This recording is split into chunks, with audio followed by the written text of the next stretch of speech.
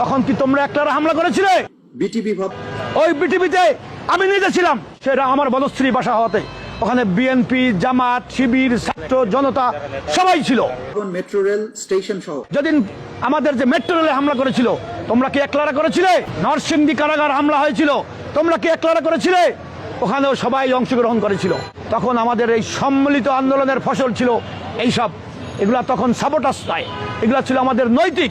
সেতু ভবন বনানী, আমি সেতু ভবনের ছাত্র আন্দোলনে মূল ভূমিকা রাখি। আমি সেতু ভবনে ওইখানে হামলাও চালাই, পুলিশ ভিতরে ঢুকার পরে আমিও হামলা চালাই। ওইখানে আমি উপস্থিত ছিলাম এবং আমার ফুটেজে আরটিভিতে আপনাদের দেখাই, ভিডিও দেখাই। আমি সেই সজল, আমি হাসিনার পতনের মূল ভূমিকায় সজল। আমি এই যে আমার ভিডিও, এই যে এটা হচ্ছে ৭১ টেলিভিশনের, এই যে আমি, আর এই যে আরটিভিতে সেতু ভবনের ফুটেজ, এই যে আমি, এই যে এটা আমি কিং সজল। আইন যদি মানতে যেতাম তাহলে কিন্তু এই বিপ্লবগুলো হতো না।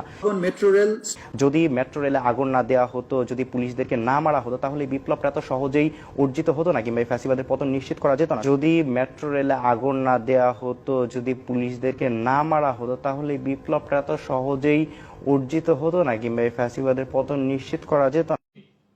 আমি নিজে পুলিশের সাথে মারামারি করেছি, পুলিশের গায়ে হাত দিয়েছি। এখন যদি কোনো মতে যদি শেখ হাসিনা ফিরে আসে, সে আর জোর করে কিছু করা লাগবে না, সে রাষ্ট্রীয় নিয়মে আমাকে ফাঁসি দিতে পারবে। বিচারের জন্য আন্তর্জাতিক অপরাধ ট্রাইব্যুনালের এজলাস কক্ষ ডিজিটাল প্রযুক্তিতে সমৃদ্ধ করা হয়েছে। ইতিহাসে প্রথমবারের মতো কোনো বিচার পর্ব আদালতের অনুমতিক্রমে সরাসরি কিংবা রেকর্ডকৃত পদ্ধতিতে গণমাধ্যমে প্রচারিত হচ্ছে।